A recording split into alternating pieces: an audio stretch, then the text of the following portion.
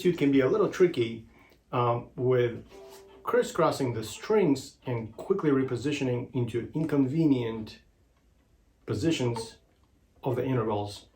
It's not all the time, but every once in a while you run into a troublesome area, so be careful there. I suggest practicing that separately and over a bunch of times until it gets pretty good. So don't waste your time playing the parts that are easy, but instead focus on areas that are tricky.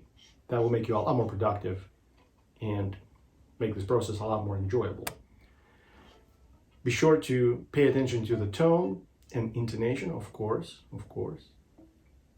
And be sure to pay attention to switching the intervals in left hand faster than what your bow is doing. So in other words, your left hand must be much faster than your right arm. Yeah. If you enjoyed this video, please give it a thumbs up and subscribe to my channel. I also invite you to visit my website, where you can find more information about the lessons I teach. Thanks for watching.